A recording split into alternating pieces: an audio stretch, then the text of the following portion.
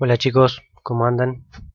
Bueno, vamos a ver entonces ahora la primera parte de esta unidad 10 que corresponde al metabolismo de lípidos.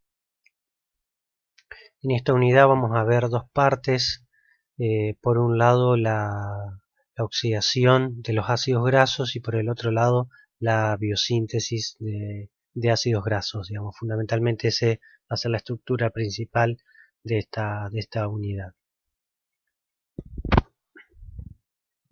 Bueno, primero que nada vamos a ver, antes de ver la oxidación de los ácidos grasos, vamos a ver la absorción y movilización de los lípidos en el caso de los mamíferos. Este tema ustedes lo van a ampliar en fisiología y anatomía animal, pero veremos algunos pasos que nos interesan en este curso. Bueno, primero que nada, todos los lípidos que nosotros absorbemos empiezan a ser atacados, digamos, por diferentes enzimas a partir de su ingreso al intestino, ¿sí? Eh, Ahí va a aparecer primero una enzima que se llama lipasa pancreática, que es sintetizada por el páncreas, y esa enzima cataliza la hidrólisis de los carbonos 1 y 2 de los triglicéridos que el mamífero consume durante su alimentación.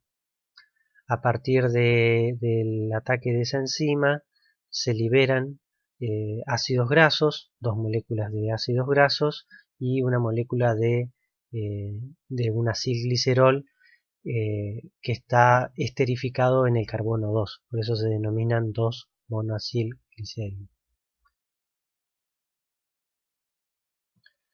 En el caso de los fosfolípidos existe también una fosfolipasa A2 que es secretada por el páncreas, que hidroliza el éster en el carbono 2 entre el ácido graso y el glicerol para formarme el lisofosfoglicérido, que sería esta estructura en donde ya no tengo más el éster con el ácido graso y el ácido graso ha sido liberado.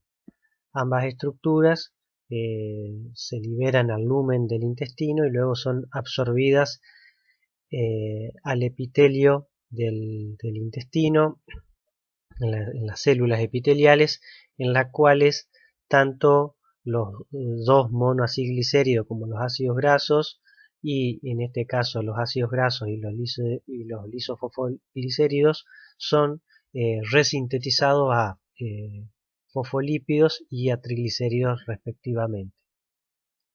Ya vamos a ver a continuación qué es lo que ocurre con estos compuestos. Acá hay un comentario, digamos, que no es menos interesante. Muchos venenos, sobre todo de víboras, tienen esta actividad similar a la fosfolipasa 2 y lo que hacen es hidrolizar en el carbono 2 y formarme el lisofosfoglicérido y el ácido graso. Lo que ocurre es que cuando eso se inyecta en el torrente sanguíneo, eh, esa enzima produce la hidrólisis de los fosfolípidos de las membranas de células como los eritrocitos y las hace colapsar. Por lo tanto, la persona pierde la capacidad del transporte del oxígeno fundamentalmente y bueno, y el resto de problemas que le puede llevar la hidrólisis de los fosfolípidos en la sangre. Pero en el caso de muchos venenos, como les decía, sobre todo de víboras, son tipos de enzimas con esta actividad similar a la fosfolipasa A2.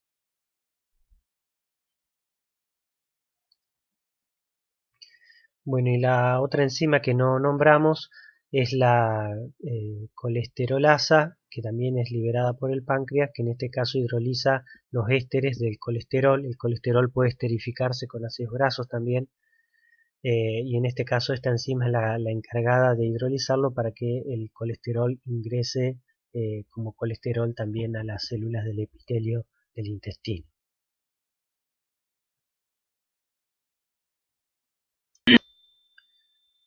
Bueno, una vez que las células se encuentran en el en las células epiteliales, ¿sí?, del intestino, van a ser resintetizados tanto los triglicéridos como los fosfolípidos, y se van a sintetizar estas estructuras que se denominan lipoproteínas.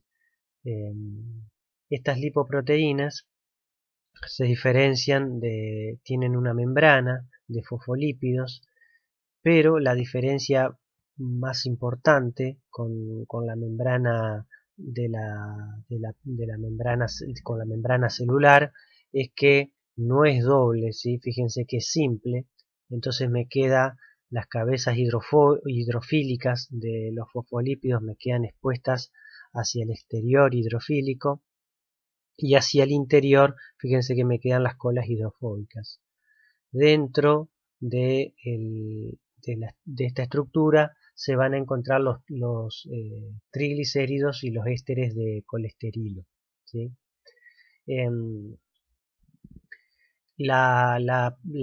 Digamos, esto permite que los triglicéridos se muevan a los diferentes tejidos del organismo, entre ellos el hígado fundamentalmente, y los adipocitos, que van a ser el destino principal de los triglicéridos que los mamíferos consumen. Fíjense que acá lo que ocurre es que puede variar el porcentaje de triglicéridos que tengo en el interior. O sea, varía la cantidad. Como puede variar la cantidad, hace que toda esta lipoproteína cambie sus características físico-químicas debido a la variación de la cantidad de lípidos que contiene en el interior. Y fundamentalmente la característica que más cambia es la densidad de esta lipoproteína, que ya vamos a ver a continuación. Estas lipoproteínas se transfieren fundamentalmente a través del sistema linfático, que bueno, ustedes cuando estudian fisiología animal van a abordar más este sistema y lo van a estudiar en mayor profundidad. Recuerden esta estructura química, que la van a volver a nombrar cuando estén desarrollando el curso de fisiología. Bueno, como les decía, el porcentaje de triglicéridos que tiene las lipoproteínas varían, y eso hace que su densidad varíe. Entonces tenemos, fíjense, moléculas de, digamos, lipoproteínas de alta densidad, ¿sí?, que serían las HDL, y lipoproteínas de baja densidad, ¿sí?, y de muy baja densidad en el caso de que tienen un porcentaje aproximado del 50% de triglicéridos. Y en el caso de los kilomicrones, fíjense que tienen que son las lipoproteínas de menor densidad de todas, tienen hasta un 85% de lípidos en ese interior que veíamos anteriormente. Y en el caso de de las lipoproteínas de alta densidad, fíjense que ocurre lo contrario, ¿sí?, con el porcentaje de proteínas. El porcentaje de proteínas va aumentando en la medida que la densidad de estas lipoproteínas van aumentando. En muchos casos es la misma lipoproteína, como les decía, que cambia la concentración de lípidos en el interior, y eso hace que varíe la densidad de la misma. Fíjense, los kilomicrones, que son los de más baja densidad, se mueven y se pueden mover hacia los tejidos periféricos, que serían los adipocitos fundamentalmente. Y fíjense que una vez que entregan, ¿sí? o vuelcan los triglicéridos en los tejidos periféricos, luego esas lipoproteínas, como disminuye la concentración de triglicéridos, hace que eh, salgan, ¿sí? entre comillas, de ese tejido como lipoproteína de alta densidad, ¿sí? Que luego esas lipoproteínas de alta densidad en el hígado, ¿sí? Si hay síntesis de triglicéridos, van a ser nuevamente convertidas a lipoproteína de muy baja densidad, y esas lipoproteínas de muy baja densidad nuevamente, fíjense cómo removilizan los lípidos hacia los tejidos periféricos. Esto, digamos, más allá de este ciclo en sí, lo que ustedes tienen que comprender es cómo ocurre el movimiento de lípidos. O sea, por un lado tengo los lípidos que yo o que el mamífero consume, que van a ir con un destino a los tejidos periféricos, y a su vez después el mismo mamífero puede ser que los biosintetice a los lípidos, que vamos a ver cómo se biosintetizan, y esos lípidos biosintetizados también se tienen que mover hacia los tejidos periféricos. Y viceversa, también tiene que haber un movimiento desde los tejidos periféricos hacia el hígado, donde se va a dar la oxidación de estos lípidos. La idea un poco es que quien conecta todo este sistema son las lipoproteínas, que veíamos su constitución en el caso anterior. O sea, eso es un poco lo que más nos interesa que les quede, digamos, es este concepto que les acabo de mencionar. Bueno, la oxidación de los ácidos grasos cubren hasta un 40% de los requerimientos energéticos del organismo, y en periodos de ayuno prolongado son la principal fuente de energía.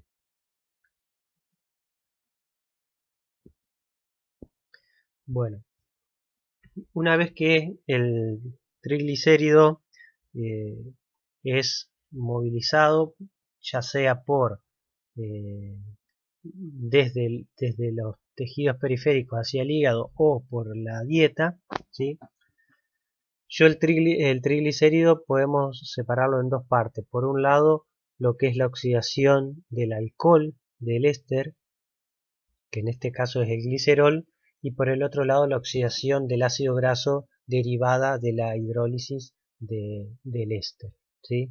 Entonces, los triglicéridos, vamos a ver la oxidación por separado de, por un lado, el alcohol que lo forma, ¿sí? Y por el otro lado el ácido graso que lo forma. La principal energía que proveen los lípidos, fundamentalmente los triglicéridos, proviene de la oxidación de los ácidos grasos, que son estructuras mucho más reducidas que en el caso de los alcoholes, como que es el glicerol que los constituye. Entonces, en realidad el glicerol va a constituir una pequeña parte de la energía que va a aportar ese lípido, y fundamentalmente la principal fuente de energía lo va la va a disponer los ácidos grasos que constituyen. Ya vamos a ver los balances de síntesis de ATP que se produce cada uno. Bueno, en la oxidación del alcohol, que es el glicerol, lo primero que ocurre es una fosforilación que es llevada a cabo por la gliceroquinasa dependiente de magnesio. A continuación hay un proceso de oxidación. Fíjese que el carbono 2 del alcohol es oxidado de un carbono con un grupo, unido a un grupo oxidrilo para formar un carbono carbonílico, o sea, con una función ceto. El estado de oxidación de este carbono es 0, mientras que el estado de oxidación de este carbono es más 2, por lo tanto se pierden 2 electrones.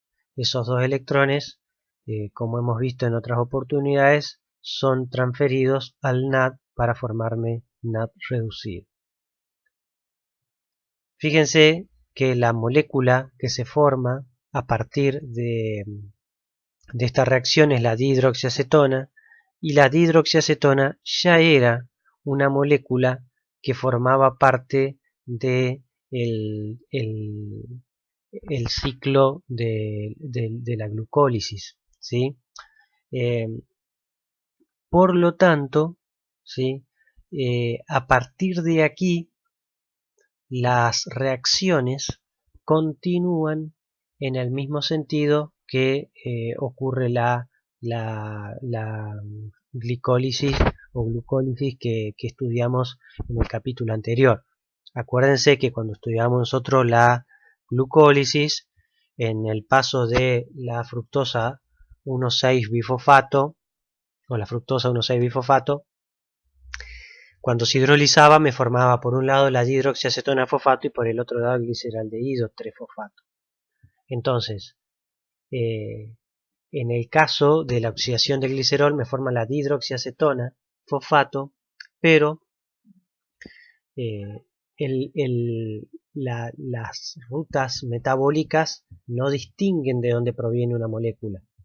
O sea, si yo tengo la ruta metabólica de la glucólisis y aumenta la concentración de dihidroxiacetona proveniente de la oxidación del glicerol, la ruta no discrimina si esa dihidroxiacetona proviene de la hidrólisis de la fructosa 1,6-bifosfato o proviene de la oxidación del glicerol 3-fosfato.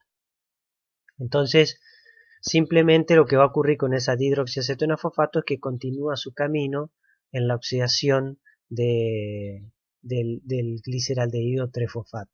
Recuerden cómo estaban en equilibrio esas reacciones. O sea, la reacción de isomerización de dihidroxiacetona fosfato a gliceraldehído 3-fosfato era una reacción que estaba en equilibrio. Por lo tanto, si aumenta su concentración, aumenta la formación de gliceraldehído 3-fosfato y ahí continúa la secuencia de reacciones. Esta reacción también, fíjense que está en equilibrio, por lo tanto si hay bajas concentraciones de glicerol 3-fosfato y se está demandando, porque puede ser que sea el proceso inverso que se esté biosintetizando triglicéridos, la reacción se va a desplazar hacia la formación del gliceraldehído 3-fosfato. Bueno, esto es lo que le comentaba recién, o sea, la isomerasa me forma el gliceraldehído 3-fosfato y a continuación continúa la ruta de la glicólisis tal cual como lo habíamos estudiado y lo que sí, digamos, a partir de aquí yo tengo que calcular, o sea, cuántos ATP me genera la oxidación completa y bueno, tengo que tomarlo desde el gliceraldehído 3-fosfato en adelante cuántos ATP se forman y ahí contabilizar la cantidad de ATP que me genera el gliceraldehído 3-fosfato. Además, tengo que tener en cuenta, si voy a calcular el balance, que necesité un ATP para la fosforilación inicial del glicerol y a su vez tengo que tener en cuenta la formación de un cofactor reducido de NAD.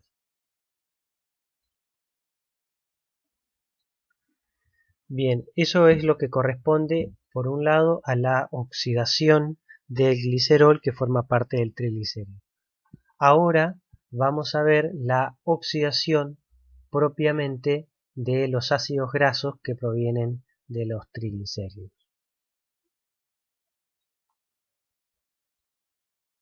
Bueno, la beta-oxidación ocurre principalmente en tejidos como el hígado, el músculo esquelético, el corazón, el riñón y el tejido adiposo. Comprende la oxidación del carbono beta, por eso se llama beta oxidación. Acuérdense que nosotros hablamos del carbono alfa, carbono beta, así eso cuando vimos las biomoléculas, cuando vimos lípidos, está explicado. Ocurre fundamentalmente en mitocondrias y antes de que se dé la oxidación debe ocurrir dos pasos, ¿sí? Una es la activación del ácido graso, que es la formación del tioéster con la coenzima A, y el segundo paso es el transporte al interior de la mitocondria.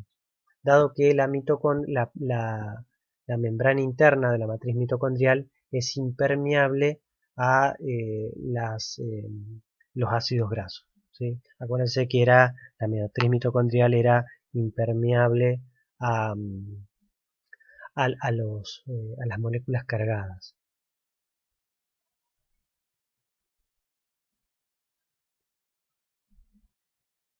Bueno, la activación del ácido graso se da por la reacción del ácido graso con la coenzima A para formar el tioéster. Acuérdense que los tioéster tenían alta energía de reacción. Eso me va a permitir que las próximas reacciones de oxidación sean favorables desde el punto de vista energético.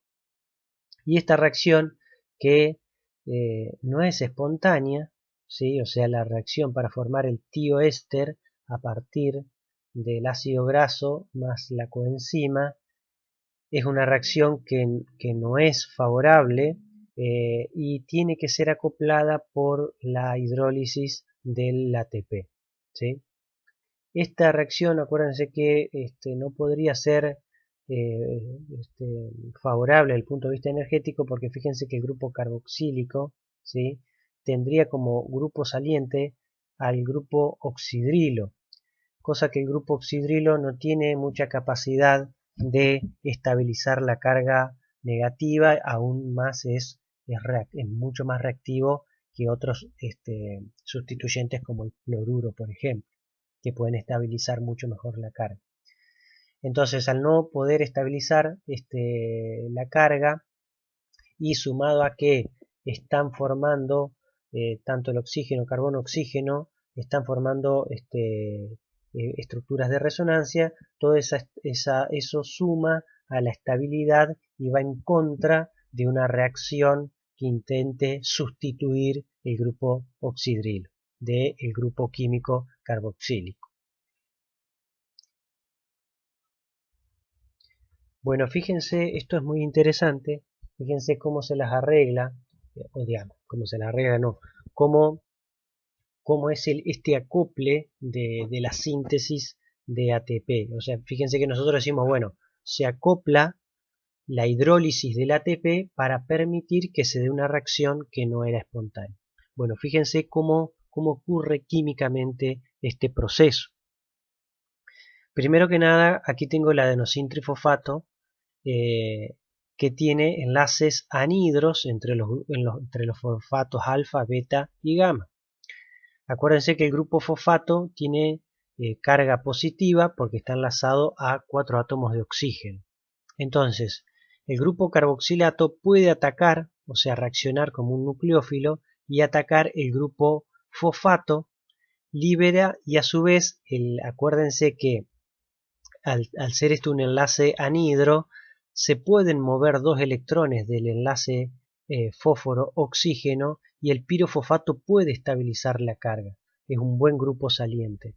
Entonces, el pirofosfato puede estabilizar la carga y se va a formar entonces un enlace covalente entre el oxígeno y el fósforo, ¿sí? Formando esta estructura intermedia, esta estructura de transición, ¿sí? Que sería el acetilo, ¿sí? De adenilato, porque sería el adenosín monofosfato. A su vez el pirofosfato se hidroliza y esta es una reacción espontánea porque los grupos fosfatos, fíjense cuando estudiamos bioenergética, acuérdense que también pueden estabilizar muy bien la carga, razón por la cual favorece la hidrólisis del enlace anhidro. Ahora, ¿qué es lo que ocurre aquí? Me quedó una estructura de transición que me forma un enlace anhidro también. como me forma un enlace anhidro, este carbono carbonílico puede ser atacado por el par de electrones no enlazantes del tiol de la coenzima. Al ser atacado forma un enlace covalente azufre-carbono, y fíjense que aquí se forma la estructura de transición, el tetraedro, donde nuevamente el adenosín monofosfato es un buen grupo saliente y se pueden mover dos electrones desde el enlace carbono-oxígeno hacia el grupo fosfato. Razón por la cual se forma el adenosín monofosfato y el tioéster de alta energía acetilcoenzima A. Entonces, fíjense que esta es la explicación química de por qué yo puedo acoplar la hidrólisis del adenosín trifosfato a la síntesis de un tioéster de mayor energía. Entonces fíjense que como sustrato yo partí de el acetato y como producto tengo adenosín monofosfato y fósforo inorgánico y ¿sí? la formación de la acetilcoenzima A, que a su vez la coenzima A actúa también como un sustrato. Lo más importante de todo es que lo que ustedes tienen que comprender es que nunca ocurriría en forma espontánea la reacción directa del acetato con la coenzima. Eso es lo que no ocurriría. ¿Ah? ¿Por qué? Porque si directamente, imagínense que el par de electrones de esta coenzima A quisiera atacar este carbono, ¿qué es lo que ocurre? Tendría este anión, ¿sí? Como grupo saliente, cosa que sería totalmente reactivo. Imagínense que tendría que ser un oxígeno -2 como grupo saliente, cosa que de ninguna manera, o sea, para que tengan una idea ustedes, ni siquiera existe el oxígeno -2 en forma estable en la naturaleza. Por eso les diría que prácticamente es imposible que la coenzima A reaccione en un solo paso con el acetato para formarme la acetilcoenzima A. Sin embargo, cuando se forman estos compuestos intermedios, la reacción sí es posible.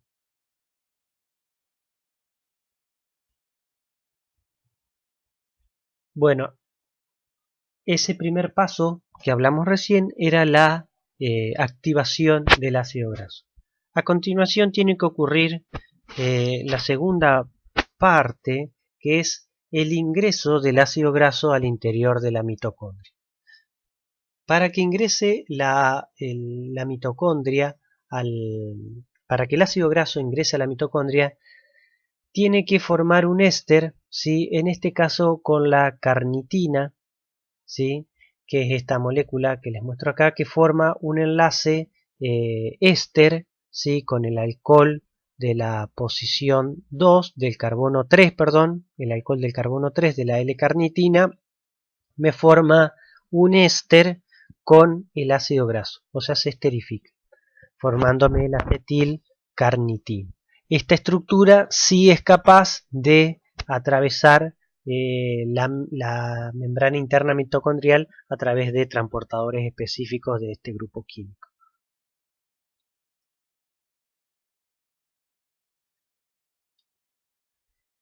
Bien, entonces, en el próximo paso, lo que ocurre es que la acilcarnitina es sintetizada a través de una enzima que se llama carnitina aciltransferasa 1, la cual permite la catálisis entre el ácido graso activado, ¿sí? Y la carnitina para formarme la acilcarnitina.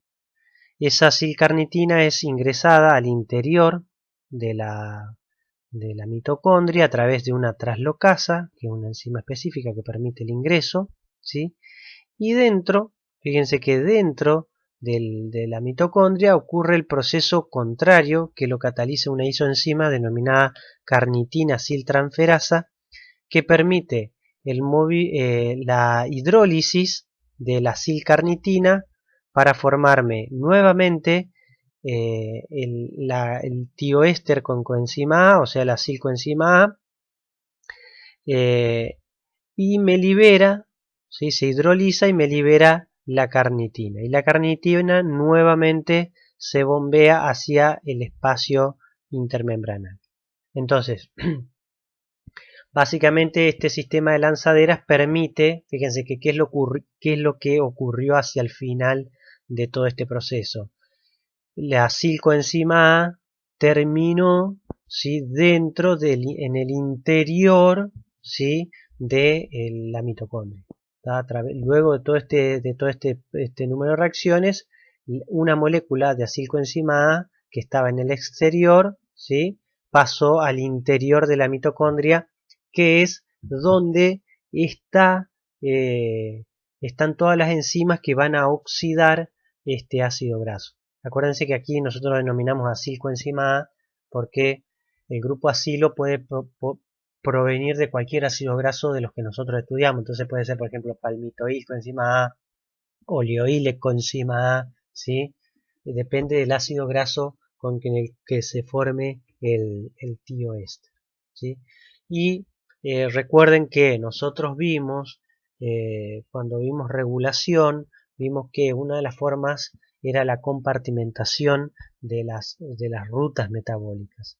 Entonces, en este caso, casualmente, fíjense que yo muevo de un compartimento al otro el ácido graso, o sea, desde el citosol, ¿sí? Va a pasar al interior de la mitocondria. Entonces, las rutas metabólicas, en este caso las enzimas, se encuentran dentro de la matriz mitocondrial y no están en el citosol, razón por la cual solamente puede ser oxidada en el interior de la mitocondria.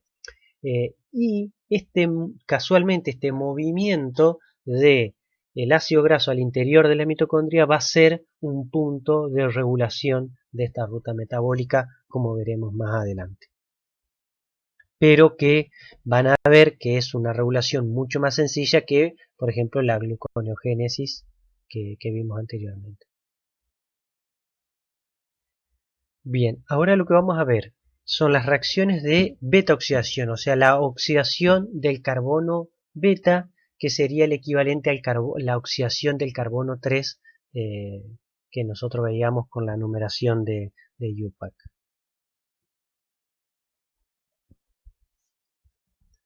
Bueno, fíjense que aquí tenemos el carbono alfa, el carbono beta, como les decía, el carbono 3 va a ser el que va a ser oxidado, ¿sí? Hasta este paso es donde vimos recién, donde se me formaba la acilcoenzima A que se encuentra dentro de la mitocondria. En el primer paso de la beta oxidación, lo que ocurre es que entre el carbono 2, esto recuérdenlo porque después va a ser importante, pero fíjense que entre el carbono 2 y el carbono 3 se da una oxidación, se forma un enoil, por lo cual se pierden 2 átomos de hidrógeno. Acuérdense que las pérdidas de átomos de hidrógeno en química orgánica estaban relacionadas a la oxidación de la molécula.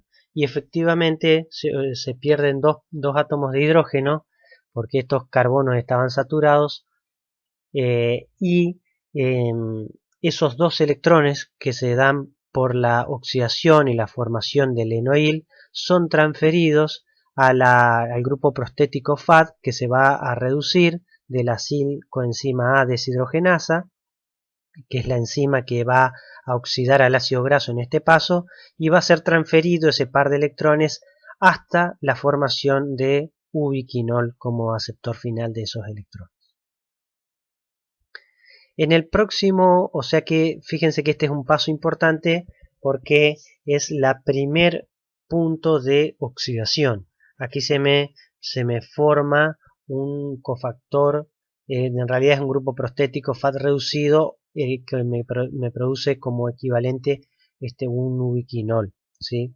Esto es importante para que lo tengamos en cuenta para luego calcular la cantidad de ATP que es capaz de de generar el ciclo por cofactores reducidos. Acuérdense que, como vimos en la clase anterior, este ubiquinol se va a volver a oxidar en la cadena transportadora de electrones de la mitocondria, ¿sí? Y la cantidad de ATP que me sintetice va a estar relacionada al tipo de cofactor que se oxida, ¿sí? O sea, en este caso una transferencia desde el FAD, ¿sí? Hasta el ubiquinol.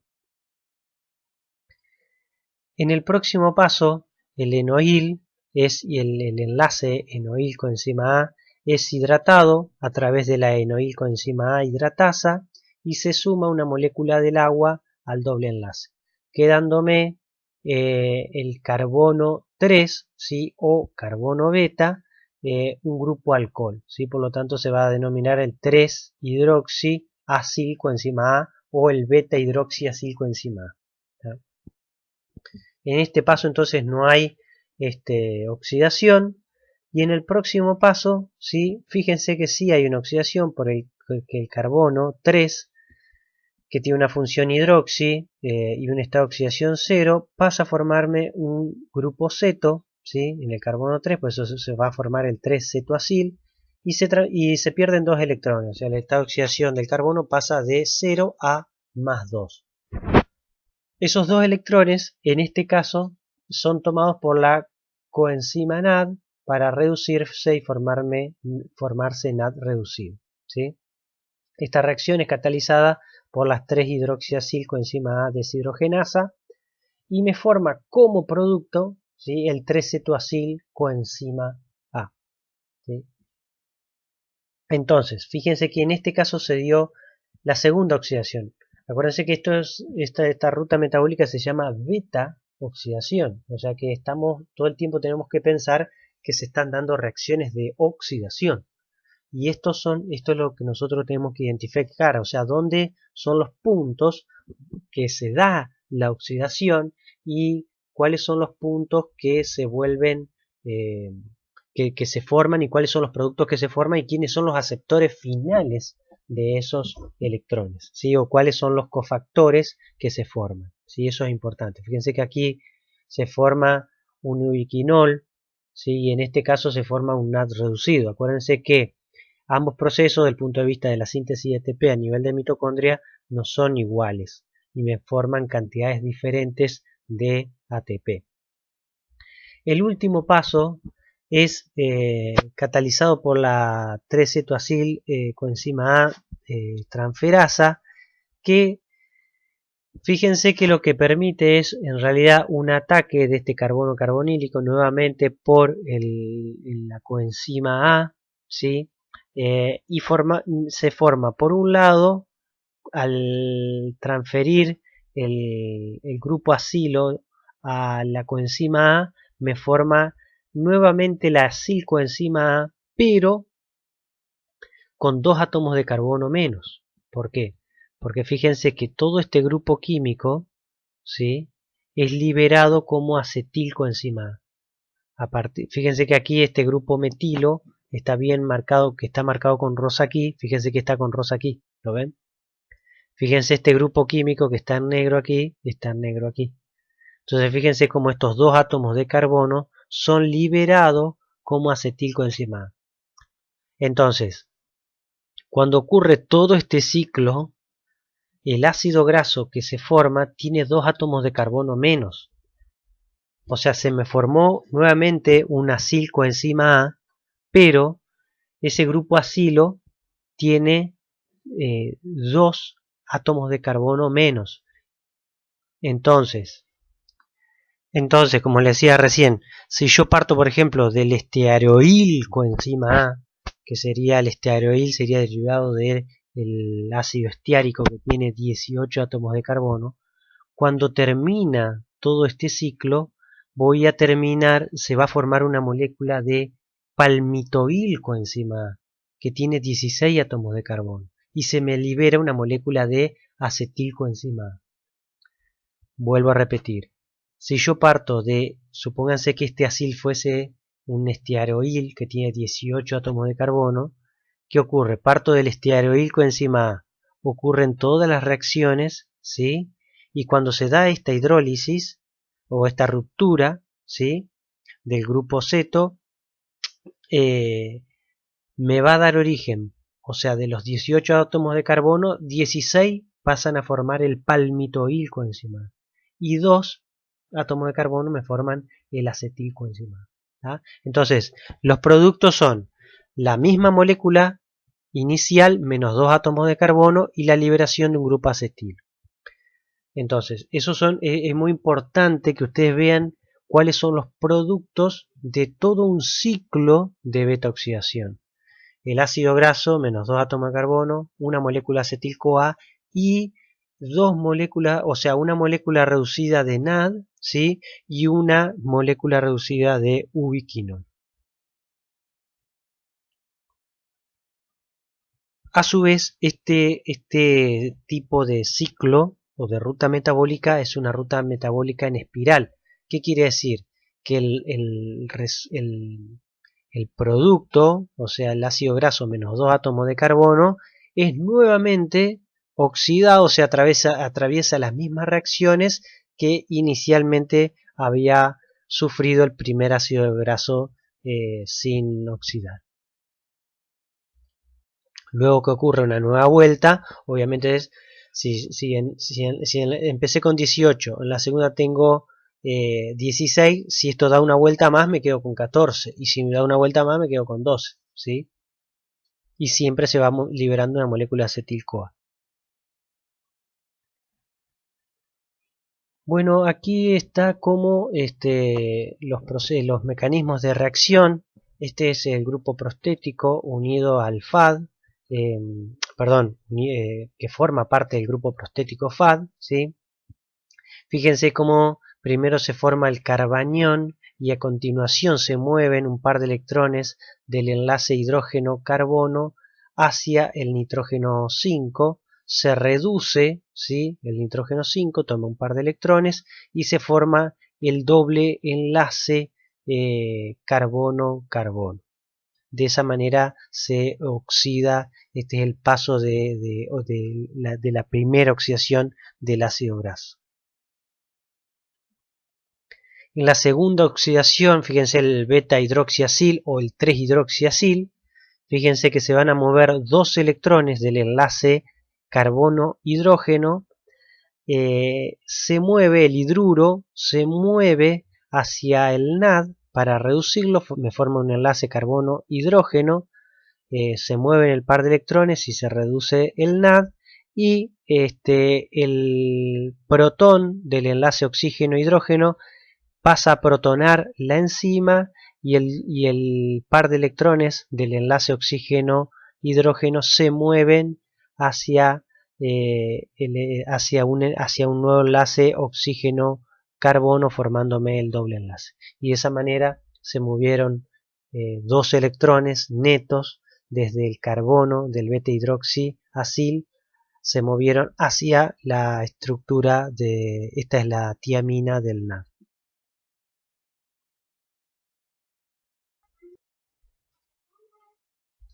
Bueno, fíjense entonces, esto es un punto importante. En cada ciclo de beta oxidación, en lo que hablábamos recién, dos átomos de carbono forman parte se transforman en acetil-CoA. El número de ciclos que va a transcurrir depende de la longitud del ácido graso. ¿Y cómo se calcula la cantidad de ciclos? Se calcula como el número de carbonos del ácido graso dividido 2 menos 1. Entonces, por ejemplo, si yo tengo el ácido palmítico, va a ser 16 dividido 2 me da 8, menos 1, 7. O sea que el total de ciclos de beta oxidación para el ácido palmítico es 7. Cosa que ¿por qué se resta 1? Porque el último residuo ya está, o sea, uno de los carbonos ya está oxidado. El primer carbono ya está oxidado. Entonces hay un ciclo que no se tiene que formar porque uno de los carbonos está oxidado. O sea, si ustedes se ponen a ver en todos los ácidos grasos, el carbono carbonílico ya está oxidado. Por eso el último carbono no se oxida. y me forma un grupo acetil. Si yo quiero calcular la cantidad de grupos acetilo que se forman, sí tengo que hacer el número de átomos de carbono que tiene el ácido graso dividido 2. Entonces, por ejemplo, ¿cuántos grupos acetilo me va a formar el ácido palmítico? 8. 16 dividido 2, 8. Y en cada ciclo se produce una molécula de NAD reducido y de FAD reducido. Lo más correcto acá sería hablar de ubiquinol, ¿sí? Pero como en muchos libros todavía lo van a encontrar, porque el FAD es un grupo prostético, pero como en muchos libros lo van a encontrar como FAD, bueno, lo ponemos como equivalente.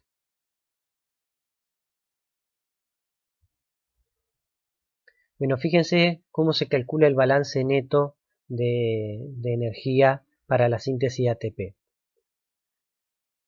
Primero que nada, fíjense, aquí tengo el ácido caprílico que tiene 8 átomos de carbono. Entonces, fíjense, bueno, ¿cuántos ciclos de beta oxidación va a sufrir? 8 dividido 2 me da 4, menos 1, 3. 3 ciclos. ¿Tá? El consumo por activación son 2 ATP. ¿Cuántos ATP se van a producir por beta oxidación? Bueno, fíjense que tengo 3 ciclos, pero cada beta oxidación me va a producir un NAD que va a ser equivalente a la síntesis de 3 ATP y un FAD que va a ser equivalente a la síntesis de 2 ATP. Por lo tanto, cada beta oxidación me produce 5 ATP. Por 3 vueltas me da 15 ATP en total. Ahora bien, ¿cuántos grupos? Otro de los productos de la beta oxidación era el grupo acetilcoenzima A.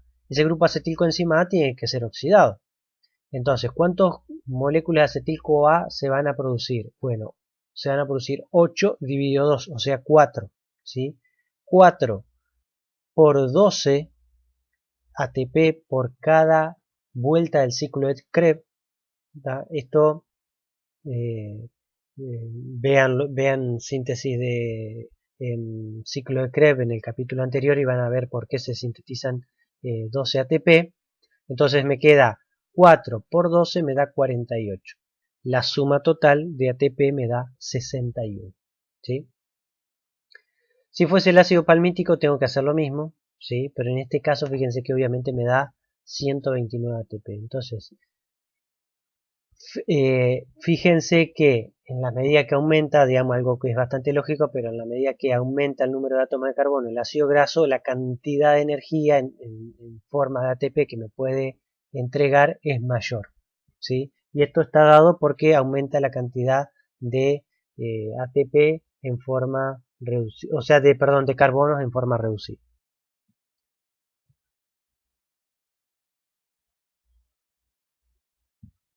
Bueno, este es un punto importante. Este es un punto importante. Fíjense que por cada eh, vuelta de beta oxidación se me forma un acetil-CoA. Entonces, en este caso, este es el ácido palmítico. Son 8 vueltas de beta oxidación, cada una me forma un acetil-CoA. Ese acetil-CoA es oxidado en el ciclo del ácido cítrico. Y a su vez yo voy a tener NAD y FAD que se producen por ambos. O sea, tanto por el NAD producido en beta oxidación y el FAD producido en beta oxidación y el NAD producido en ciclo de Krebs y el FAD producido en ciclo de Krebs. ¿Ah?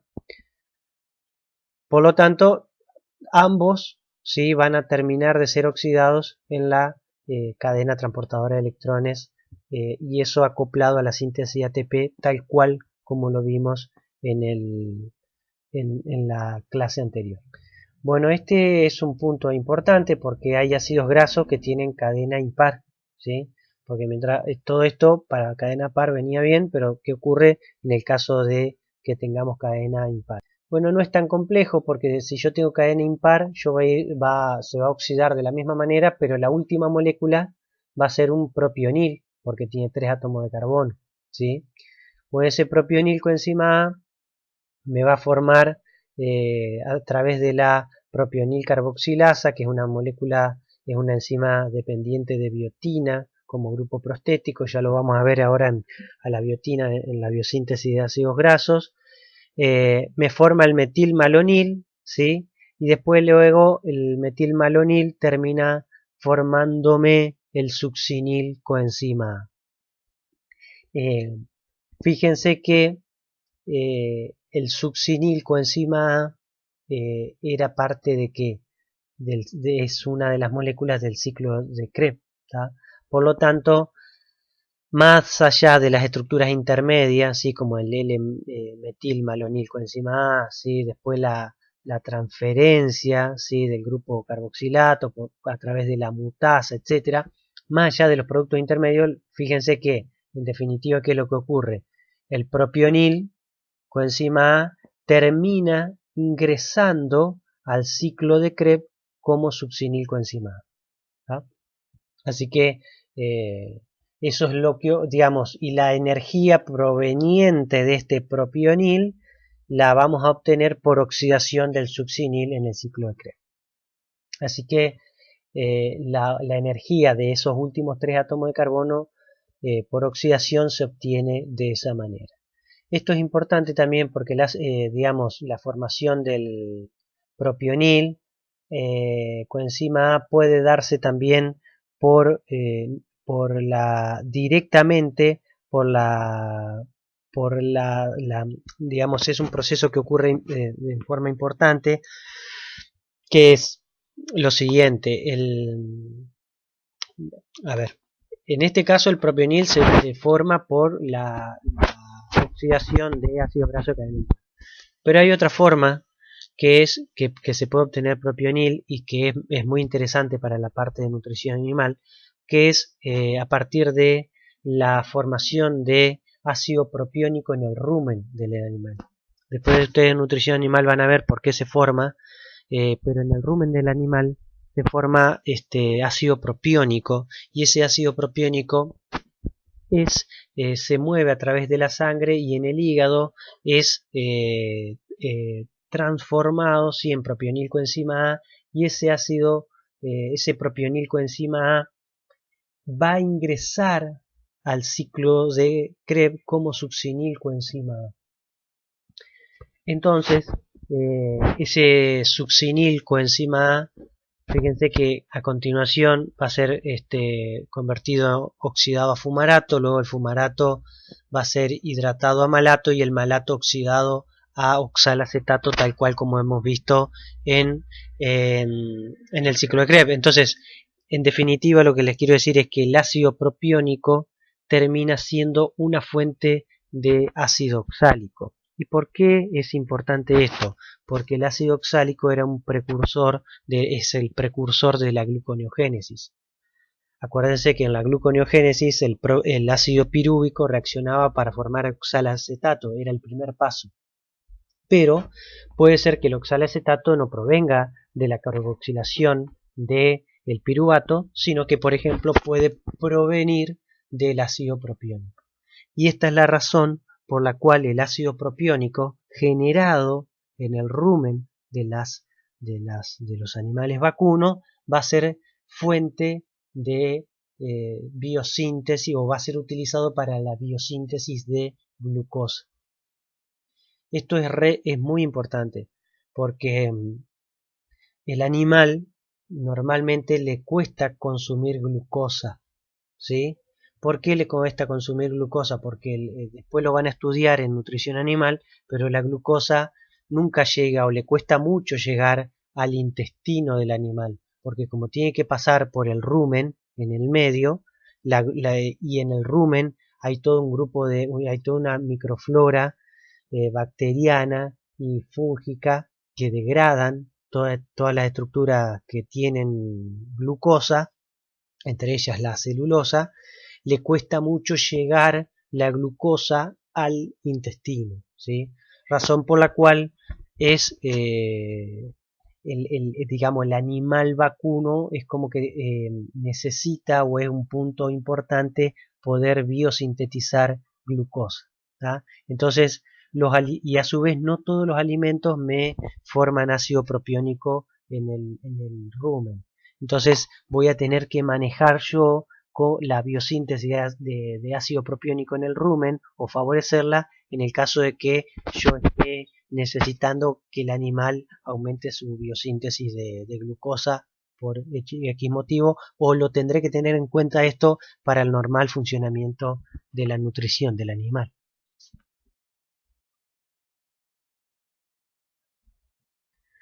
Bueno, aquí hay un punto importante con el caso de los ácidos grasos insaturados, ¿sí? Normalmente, cuando yo tengo un ácido graso insaturado, nosotros lo contamos como que la primera oxidación no es necesaria, por lo tanto, no es que no sea necesaria, pero al ya tener un doble enlace, el ácido graso se resta los equivalentes por oxidación por los equivalentes reducidos generados por la primera oxidación. Sin embargo, el proceso no es tan sencillo y no es tan lineal, y lo vamos a ver a continuación. Fíjense, este es el caso del linoleíl, coenzima A, que proviene del ácido linolénico, ¿sí?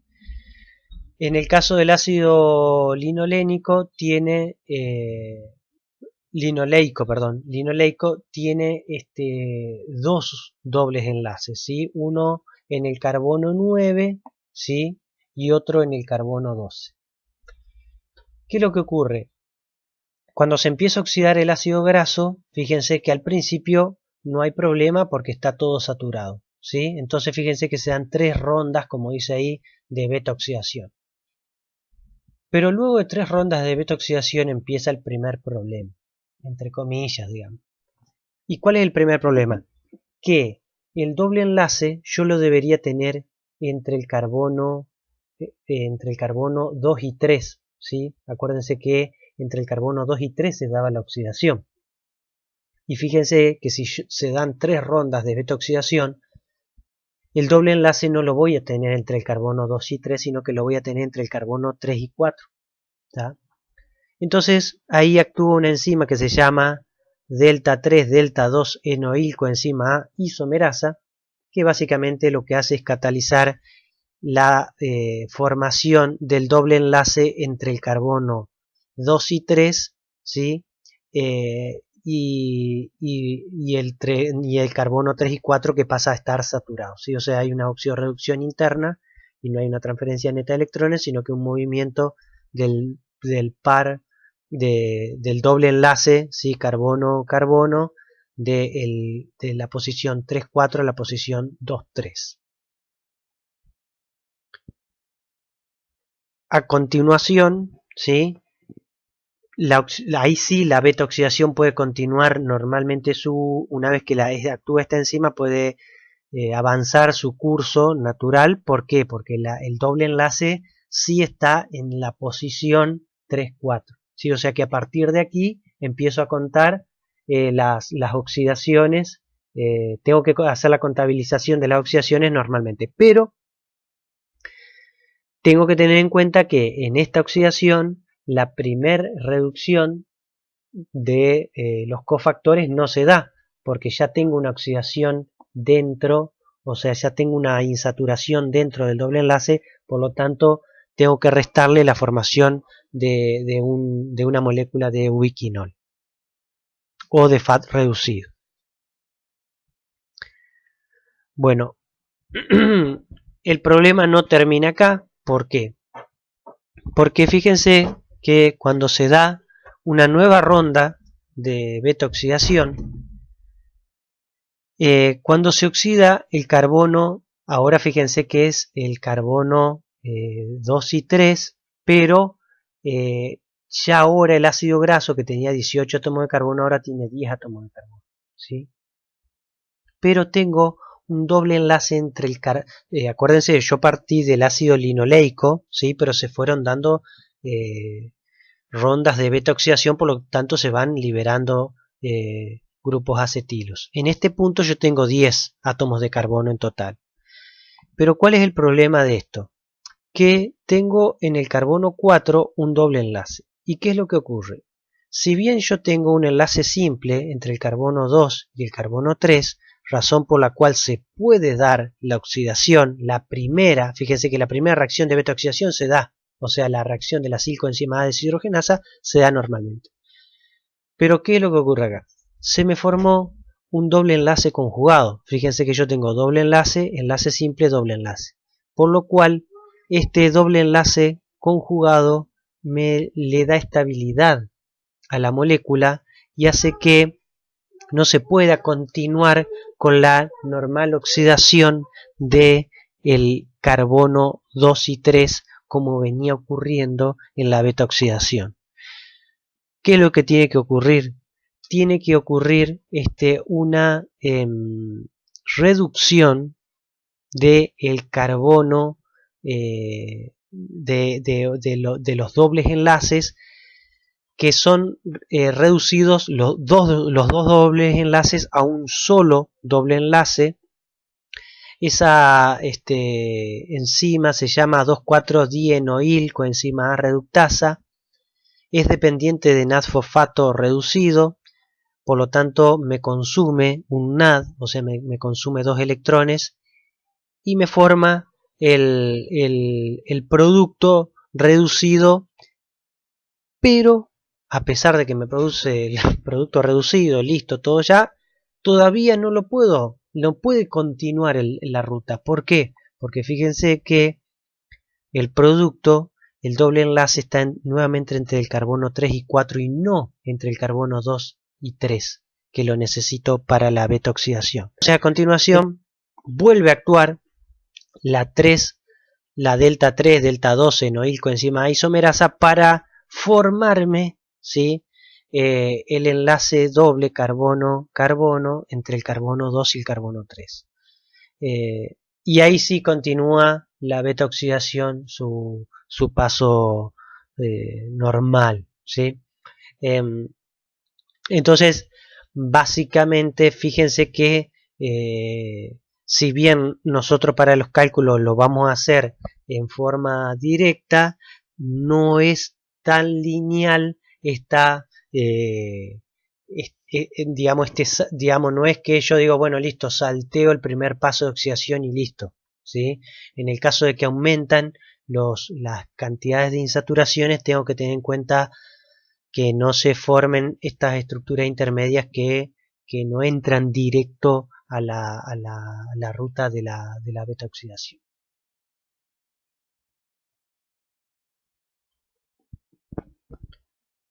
Bueno, a continuación nosotros vamos a ver en la segunda parte de esta unidad la biosíntesis de ácidos grasos. Hasta aquí en la beta oxidación vimos todas el primer paso de oxidación, hidratación, oxidación y tiólisis. Y en la biosíntesis de ácido graso que vamos a ver a continuación, vamos a ver qué ocurre en los pasos exactamente inversos. O sea, empieza con una condensación y luego hay una reducción, deshidratación y reducción. Fíjense que aquí tengo oxidación, hidratación, oxidación. En la biosíntesis voy a tener los pasos exactamente contrarios, ¿sí?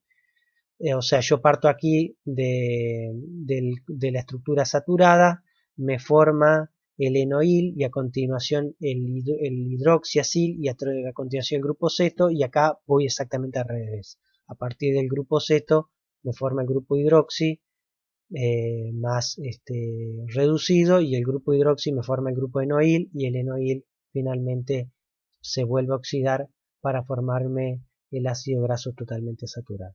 Así que son dos procesos que son opuestos, ¿sí? Y lo que sí tienen es que ocurren en compartimentos, digamos, tan catalizados por enzimas diferentes, no son las mismas enzimas, o sea, no es que son rutas que están en equilibrio, y además de que están catalizados por enzimas diferentes, se encuentran en compartimentos diferentes a nivel celular.